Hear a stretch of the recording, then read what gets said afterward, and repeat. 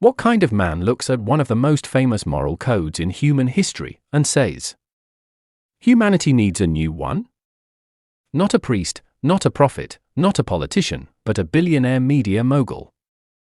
In the late 1980s, Ted Turner sat down with a controversial idea brewing in his mind. He believed the ancient biblical 10 Commandments were too focused on restriction, too many thou shalt nots. Don't do this. Don't do that. Don't steal. Don't kill.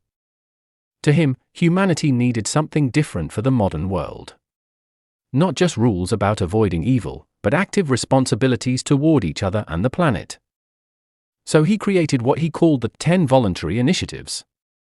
While the wording evolved slightly over the years, the core tenets remained. 1. I promise to love and respect the planet Earth and its living things. 2. I promise to treat all persons with dignity, respect, and friendliness. 3. I promise to have no more than 2 children. This was his most controversial point, aimed at curbing global overpopulation. 4. I promise to use my best efforts to help the unhappy and the poor. 5. I promise to use as little non-renewable resources as possible. 6. I promise to minimize my use of toxic chemicals and pesticides. 7. I promise to contribute to those less fortunate, to help them lead lives of dignity. 8. I promise to reject the use of force, and especially military force, and settle all disputes through arbitration. 9. I promise to support the United Nations and its efforts to improve the condition of the world. 10. I promise to support those who are doing these things. Then the world immediately exploded with reactions. Some people saw him as visionary. Others saw him as dangerously arrogant.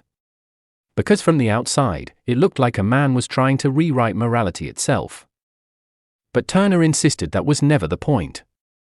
He avoided calling them commandments because he didn't want to sound like a religious leader handing down divine laws. He called them voluntary initiatives instead, personal promises people could choose to live by. And when you look closely at them, you begin to understand the kind of world he feared humanity was heading toward. A polluted world. An overcrowded world. A divided world. A world consuming itself faster than it could heal. So his first initiative was simple. Love and respect the earth and all living things. Not because nature was trendy. Not because environmentalism was fashionable. But because he genuinely believed humanity was damaging the only home it had. Then came another controversial idea. Have no more than 2 children. That single statement triggered outrage across many circles. Critics accused him of pushing population control ideology. But Turner believed overpopulation was quietly fueling famine, poverty, deforestation, and conflict across the planet. Ironically, critics also pointed out that Turner himself already had 5 children before promoting the idea.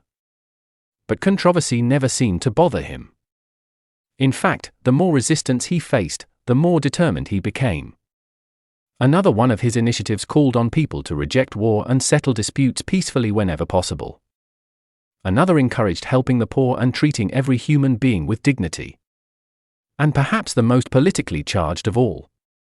He openly pledged support for the United Nations. Turner believed nationalism alone could not solve global problems anymore. In his mind, humanity had become too interconnected. Climate change, war, poverty, disease, these problems crossed borders whether countries liked it or not. His belief in global cooperation became so strong that in 1997, when the United States was behind on its United Nations payments, Turner shocked the world by pledging $1 billion of his own money to support UN humanitarian programs. $1 billion. Not for a business deal. Not for a stadium. Not for a luxury project. But for an international organization many Americans deeply distrusted. That move alone cemented his reputation as one of the most unconventional billionaires of his time. And yet, perhaps the most fascinating part of this story is how personal these initiatives became to him. He reportedly carried small printed cards containing the principles and handed them out to world leaders, executives, and influential figures. Almost like a man trying to spread a new civic religion for the modern age. Not centered on heaven. Not centered on prophecy. But centered on survival. Human survival. Planetary survival. Civilizational survival. To Turner, Earth itself was sacred. He once restored massive areas of land for wildlife conservation, especially for the American bison, which he saw as part of humanity's duty to repair nature rather than simply exploit it. And this is where the story becomes deeper than politics. Because whether people agreed with him or hated his ideas, Ted Turner was asking a question many people still wrestle with today. What kind of moral code does humanity need in the 21st century? One built mainly on religion? On science? On human rights? On environmental survival? Or some uneasy mixture of all of them? That debate never ended. And maybe it never will.